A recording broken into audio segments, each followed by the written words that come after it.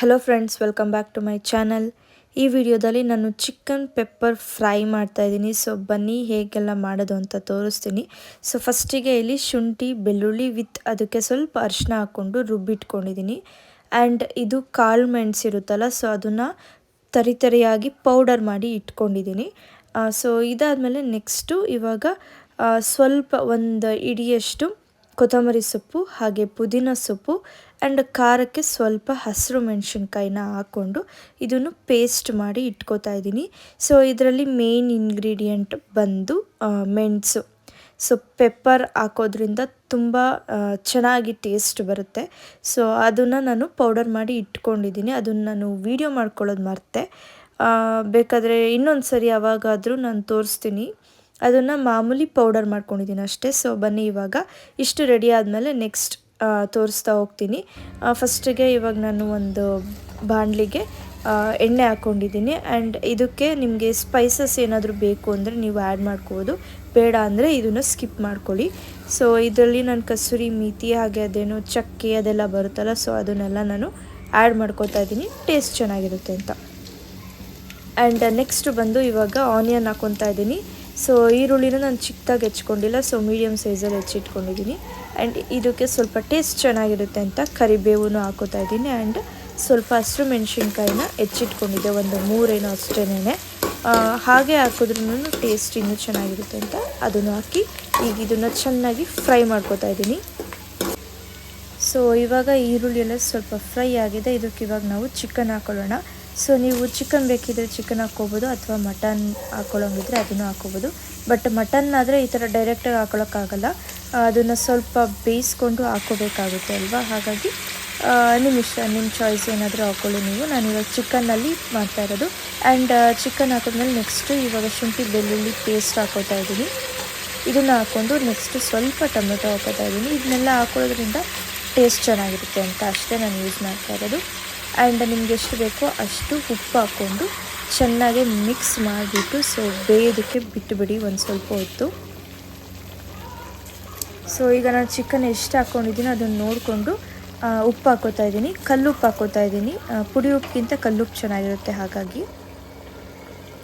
So ಇವಾಗ ಸ್ವಲ್ಪ ಹೊತ್ತು ಅವಾಗವಾಗ ನೋಡಿ ನಾನು ಮಿಕ್ಸ್ ಮಾಡ್ತಾ ಇರ್ತೀನಿ. ಬಿಕಾಸ್ ಅದು ತಳ ಹತ್ತಿದ್ರೆ ಟೇಸ್ಟ್ ಚೆನ್ನಾಗಿರಲ್ಲ, ಅದು ಸೀದೋಗುತ್ತಲ್ಲ, ಸೊ ಅದರದ್ದೇ ಟೇಸ್ಟ್ ಬರ್ತಾ ಇರುತ್ತೆ. ಹಾಗಾಗಿ ಅವಾಗವಾಗ ನೋಡ್ತಾ ಮಿಕ್ಸ್ ಮಾಡ್ತಾರೆ. ಆ್ಯಂಡ್ ಏನಾದರೂ ನೀರಿನ ಅಂಶ ಏನಾದರೂ ಕಮ್ಮಿ ಆಗಿದರೆ ಸ್ವಲ್ಪ ನೀರನ್ನು ಸಹ ಆ್ಯಡ್ ಮಾಡ್ಕೊಳ್ಳಿ. ಆ್ಯಂಡ್ ಇವಾಗ ಸದ್ಯಕ್ಕೆ ನಾನು ಒಂದು ಸ್ವಲ್ಪ ನೀರು ಹಾಕ್ಬಿಟ್ಟು ಬೇಯೋದಕ್ಕೆ ಬಿಟ್ಟಿದ್ದೆ. ಸೊ ಇವಾಗ ಇದು ಕಾಳು ಮೆಣಸಿನ ಪೌಡರ್ ಇದೆಯಲ್ಲ, ಪೆಪ್ಪರ್ ಪೌಡರ್, ಇದನ್ನು ನಾನು ಆ್ಯಡ್ ಮಾಡ್ಕೋತಾ ಇದ್ದೀನಿ. ಇದರಲ್ಲಿ 2 ಸ್ಪೂನ್ ಹಾಕೋತೀನಿ, ಸಾಕು, ಜಾಸ್ತಿ ಏನು ಬೇಡ. ನಾನು ಒಂದು 3/4 kg ಅಷ್ಟು ಇರ್ಬೋದು ಚಿಕನ್ ಪೀಸಸ್ ಇದರಲ್ಲಿ. ಸೊ ಹಾಗಾಗಿ ಒಂದು 2 ಸ್ಪೂನ್ ಹಾಕ್ಕೊತೀನಿ ಅಷ್ಟೇ, ಸಾಕು. ಇದನ್ನು ಚೆನ್ನಾಗಿ ಮಿಕ್ಸ್ ಮಾಡಿಬಿಟ್ಟು ಲಿಡ್ ಕ್ಲೋಸ್ ಮಾಡಿಬಿಟ್ಟು ಬೇಯೋದಕ್ಕೆ ಬಿಟ್ಬಿಡಿ. ಪೆಪ್ಪರ್ ಪೌಡರ್ ಹಾಕಿರೋದ್ರಿಂದ ಚಿಕನ್ ಪೀಸಸ್ಗೆಲ್ಲ ಚೆನ್ನಾಗಿ ಇಳ್ಕೊಂಡು ಚೆನ್ನಾಗಿ ಅದು ಬೇಯಬೇಕು. ಹಾಗಾಗಿ ಇದಕ್ಕೆ ಇವಾಗ ನಾನು ಗ್ರೀನ್ ಪೇಸ್ಟ್ ಹಾಕ್ಕೋತಾ ಇದ್ದೀನಿ. ಸೊ ಇದರಲ್ಲಿ ಹಸಿರು ಮೆಣಸಿನ್ಕಾಯಿ, ಪುದೀನ, ಕೊತ್ತಂಬರಿ ಸೊಪ್ಪು ಇದಿಷ್ಟನ್ನು ರುಬ್ಕೊಂಡಿರೋವಂಥ ಪೇಸ್ಟ್. ಇದು ಒಂದು ಚಿಕ್ಕ ಗ್ಲಾಸಷ್ಟು ಪೇಸ್ಟ್ ಅಷ್ಟೇ ಇದು ಆಗಿದ್ದು. ಸೊ ಅದನ್ನು ಆ್ಯಡ್ ಮಾಡ್ಕೋತಾ ಇದ್ದೀನಿ, ಸಾಕು ಅಷ್ಟೇನೆ. ತುಂಬ ಓವರಾಗೆಲ್ಲ ಜಾಸ್ತಿ ಹಾಕಿದ್ರೆ ತುಂಬ ಮಸಾಲೆ ಆಗುತ್ತೆ. ಹಾಗಾಗಿ ನಿಮ್ಗೆ ಎಷ್ಟೆಷ್ಟು ಬೇಕೋ ಅಷ್ಟೆಷ್ಟು ನೋಡ್ಕೊಂಡು ಹಾಕ್ಕೊಳ್ಳಿ. ಇವಾಗ ಅದೆಷ್ಟೆಲ್ಲ ಹಾಕಾದ್ಮೇಲೆ ಚೆನ್ನಾಗಿ ಬೇಯಿಸ್ಕೊತಾ ಇದ್ದೀನಿ. ಚೆನ್ನಾಗಿ ಅದು ಕುಕ್ ಆಗಬೇಕು ಅದ್ರ ಮಸಾಲೆ ಜೊತೆ ಎಲ್ಲ. ಆ್ಯಂಡ್ ಇವಾಗ ಲಾಸ್ಟಲ್ಲಿ ಒಂದು ಸ್ವಲ್ಪ ಕೊತ್ತಂಬರಿ ಸೊಪ್ಪು ಹಾಕಿದ್ದೀನಿ.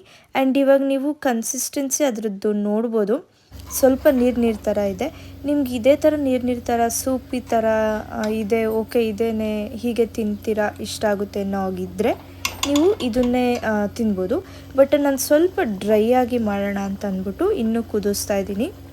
ಬಟ್ ಅದೂ ತುಂಬ ಚೆನ್ನಾಗಿರುತ್ತೆ, ಸ್ವಲ್ಪ ಸೂಪಿ ಆಗಿ ನೀರು ಥರ ಇರುತ್ತೆ, ಅದೂ ಚೆನ್ನಾಗಿರುತ್ತೆ. ಸೊ ಚಿಕನ್ ಪೀಸಸ್ಗಳೆಲ್ಲ ತುಂಬ ಚೆನ್ನಾಗಿ ಬೆಂದಿದೆ. ಬಟ್ ಒಂದು ಸ್ವಲ್ಪ ಗಟ್ಟಿಯಾಗಲಿ ಅಂತ ನಾನು ಬಿಟ್ಟಿದ್ದೀನಿ. ನಾವು ಮನೆಯಲ್ಲಿ ಅವತ್ತು ರೈಸ್ ಎಲ್ಲ ಮಾಡ್ಕೊಂಡಿದ್ವಿ. ಸೊ ಹಾಗಾಗಿ ಕುಷ್ಕ ಥರ ಮಾಡಿದ್ದೆ ನಾನು. ಅದಕ್ಕೆ ಸ್ವಲ್ಪ ಡ್ರೈ ಆಗೇ ಇರಲಿ ಅಂತ ಅಂದ್ಬಿಟ್ಟು ಇನ್ನೊಂದು ಸ್ವಲ್ಪ ಕುದಿಸ್ತಾ ಇದ್ದೀನಿ ಅಷ್ಟೇ. ಸೊ ಟೇಸ್ಟ್ ಮಾತ್ರ ಸಖತ್ತಾಗಿತ್ತು. ನಿಜವಾಗ್ಲೂ ಟ್ರೈ ಮಾಡಿ ನೋಡಿ. ತುಂಬ ಸಿಂಪಲಾಗಿ ಕ್ವಿಕ್ಕಾಗಿ ಮಾಡ್ಕೊಳ್ಬೋದು ಈ ರೆಸಿಪಿನ. ನೀವು ಚಪಾತಿಗಾದರೂ ನೀವು ತಿನ್ನಿ, ಅಥವಾ ಪೂರಿಗಾದರೂ ತಿನ್ನಿ, ಅಥವಾ ಕುಷ್ಕ ಥರ ರೈಸ್ ಮಾಡ್ಕೊಂಡಾದರೂ ತಿನ್ನಿ. ತುಂಬ ಚೆನ್ನಾಗಿತ್ತು ಟೇಸ್ಟ್ ಮಾತ್ರ. ಸೊ ನನಗಿವಾಗ ಎಡಿಟ್ ಮಾಡ್ಬೇಕಾದ್ರೆ ನೋಡ್ತಾ ಇದ್ರು ನನ್ನ ಬಾಯಿನಲ್ಲಿ ನೀರು ಬರ್ತಾಯಿದೆ. ಸೊ ಅಷ್ಟು ಸಖತ್ತಾಗಿತ್ತು ರೆಸಿಪಿ. ಈ ಪೆಪ್ಪರ್ ಹಾಕಿರೋದ್ರಿಂದ ಅದರ ಟೇಸ್ಟೇ ಒಂಥರ ಡಿಫ್ರೆಂಟಾಗಿ ತುಂಬ ಚೆನ್ನಾಗಿತ್ತು. ನಾನು ಆ್ಯಕ್ಚುಲಿ ಈ ರೆಸಿಪಿನ ಫಸ್ಟ್ ಟೈಮ್ ಮಾಡಿದ್ದು. ಸೊ ಡಿಫ್ರೆಂಟಾಗಿ ಮಾಡೋಣ ಅಂತ ಅಂದ್ಬಿಟ್ಟು ಟ್ರೈ ಮಾಡಿದೆ. ಮಸ್ತ್ ಬಂದಿತ್ತು.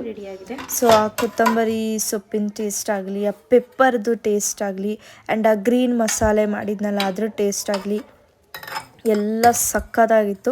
ಸೊ ನೀವೇ ನೋಡ್ತಾ ಇರ್ಬೋದು ಎಷ್ಟು ಚೆನ್ನಾಗಿ ಕಾಣಿಸ್ತಾ ಇದೆ ಅಂದ್ಬಿಟ್ಟು.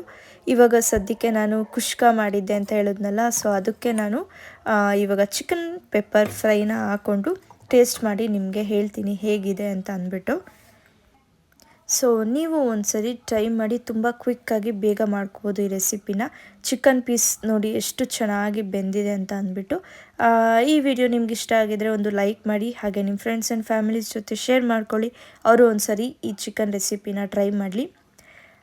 ನೆಕ್ಸ್ಟ್ ಇನ್ನೊಂದು ವಿಡಿಯೋದಲ್ಲಿ ಸಿಗ್ತೀನಿ. ಅಲ್ಲಿ ತನಕ ಎಲ್ಲರೂ ಖುಷಿಯಾಗಿರಿ. Take care. ಬಾಯ್ ಬಾಯ್.